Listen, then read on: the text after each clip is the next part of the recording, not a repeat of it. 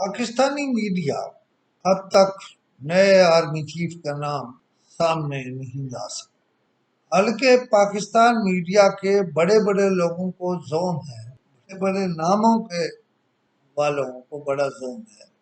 کہ تمام بڑی خبریں ان کے علم میں ہوتی ہیں، لیکن اکتوبر آ گیا ہے اور نومبر میں آرمی چیف کی ریٹائرمنٹ، مگر پاکستانی میڈیا یقین سے نہیں کہہ سکتا کہ آئندہ پاکستان کا آرمی چیف کون ہو۔ میں نے اپنے کالم میں پہلے بھی لکھا اور پھر بھی لکھا کہ جنرل باجوہ ہی آرمی چیف رہیں۔ البتہ جنرل عاصم منیر کا نام میں نے متبادل کے طور پر دیا، مگر حالات و واقعات ایسے ہیں کہ میں سمجھتا ہوں شاید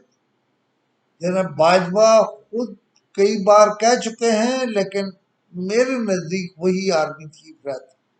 میرا سوال یہ ہے کہ chairman joint chief of staff کے دفتر نے آئندہ آرمی چیف کے حوالے سے ابھی تک کوئی سمری موو نہیں، اور نہ ہی کورٹس کی طرف سے جنرل باجوہ کی فیئر ویل پارٹیز یا فیئر ویل ڈنرز شروع ہے۔ امریکہ میں پینٹاگان اور دفاع کے تمام لوگ الگ الگ جنرل باجوہ سے ملے، انہیں امریکہ کا گارڈ آف آنر بھی پیش کیا گیا۔ ان کا دورہ اس بات کا غماز ہے کہ اس دورے کے لیے پینٹاگان اور جی ایچ کیو میں لمبے عرصے سے کوارڈینیشن تھی، یعنی یہ دورہ اتنا اہم تھا کہ اس کی تیاری اچھی طرح ہوتی۔ امریکہ سے باخبر لوگوں نے مجھے بتایا ہے کہ جن معاملات پر جنرل باجوہ کی بات ہوئی ان میں ایران، افغانستان، چین، روس اور یوکرین کے موضوعات اور معاملات شامل۔ ناظرین، ظاہر ہے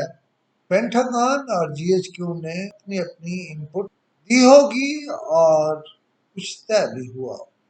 پی ٹی آئی کے سربراہ عمران خان ملک میں جو کیا سارائی پیدا کر رہے ہیں وہ بھی زیر بحث آیا ہوگا اور فیصلے بھی ہوئے۔ میرے پاس آرمی چیف کے عہدے کی توسیع کے حوالے سے قطعاً کوئی خبر نہیں ہے، لیکن امریکی حلقے یہ کہتے ہیں کہ عمران خان